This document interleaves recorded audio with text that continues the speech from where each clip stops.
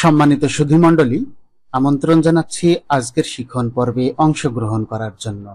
এই শিখনে আজকে উপস্থাপন করব হ জফলাযুক্ত শব্দের উচ্চারণ এবং হ বফলাযুক্ত শব্দের উচ্চারণ নিয়ে। অর্থাৎ হ বর্ণটির সঙ্গে জফলা যখন যুক্ত থাকে সেই বর্ণ দিয়ে গঠিত শব্দের শুদ্ধ উচ্চারণ কেমন, এবং হ বর্ণটির সঙ্গে বফলা যুক্ত থাকলে সেই বর্ণ দিয়ে গঠিত শব্দের শুদ্ধ উচ্চারণ কেমন, সেই বিষয়টি আজকের শিখনে আলোচ্য বিষয়। চলুন আমরা কয়েকটি উদাহরণ দেখে নিই। প্রথমে আমরা দেখে নেব হ বর্ণের সঙ্গে জফলা যুক্ত হলে তা কিভাবে উচ্চারণ করতে হয়। হ এর সঙ্গে জফলা যুক্ত হলে হ বর্ণটির নিজস্ব কোনো উচ্চারণ থাকে না। তখন জ, যেটি আমরা ফলা হিসেবে ব্যবহার করি, অন্তস্থ জ এর দ্বিত্ব উচ্চারণ হয়। তবে প্রথমটি অল্প প্রাণ হসন্ত বর্গীয় জয়ের মতো এবং দ্বিতীয়টি মহাপ্রাণ তথা ঝয়ের মতো এবং তা ওকারান্ত উচ্চারণ হয়।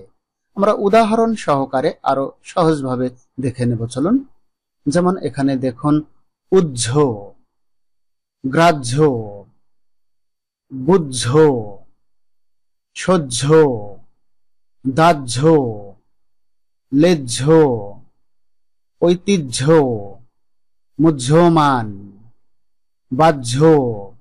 এই শব্দগুলোর ক্ষেত্রে আমরা একটু বিষয় খেয়াল করলে স্পষ্ট বুঝতে পারবো যে উজ্জ, প্রথমটি দেখুন জ, এটা হসন্তযুক্ত বর্গীয় জয়ের মতো উচ্চারণ হচ্ছে এবং পরে উজ্জ, ঝয়ে ওকারের মতো উচ্চারণ হচ্ছে।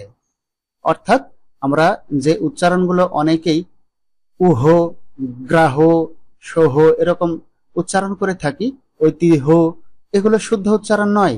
শুদ্ধ উচ্চারণ আরো একবার বলে দিচ্ছি: উজ্জ, গ্রাহ্য, বুজ্ঝ, সহ্য, দাহ্য, লেজ্জ, ঐতিহ্য, মুহ্যমান, বাহ্য।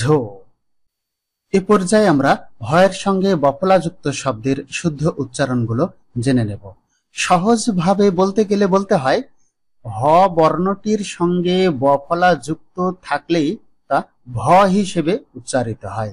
অর্থাৎ হ এবং ব এ দুটো মিলে ভ হয়ে যায়। হয়ের সঙ্গে বফলাযুক্ত শব্দের শুরুতে যদি কার চিহ্ন থাকে তখন ব ওকারের মতো উচ্চারিত হয়। উদাহরণগুলো দেখে নিলে স্পষ্টভাবে বুঝে নিতে পারবো। দেখুন, আহ্বান, উচ্চারণ হচ্ছে আহ্বান। তারপরে রয়েছে আহ্বায়ক, গহ্বর। এখানে দেখুন বিউভল এবং জিহ্বা, বিউভল এবং জিহ্বা। যেহেতু আমাদের এই দুটি শব্দের প্রথমে কার চিহ্ন আছে, হ্রস্ব ইকার আছে, এজন্য হ এবং ব মিলে হ্রস্ব উ এর মতো উচ্চারণ হয়েছে। তাহলে আমরা শুদ্ধ উচ্চারণগুলো আরো একটিবার দেখে নেব।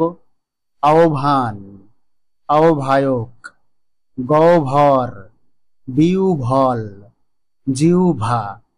সম্মানিত সুধীমণ্ডলী, শিখনটি ভালো লাগলে একটি ধন্যবাদ দিয়ে আমাকে কৃতার্থ করবেন। আর পরবর্তী শিখন পর্বে অংশগ্রহণ করার আহ্বান রেখে আজকের শিখন এখানেই সমাপ্ত করছি। ভালো থাকবেন সকলেই।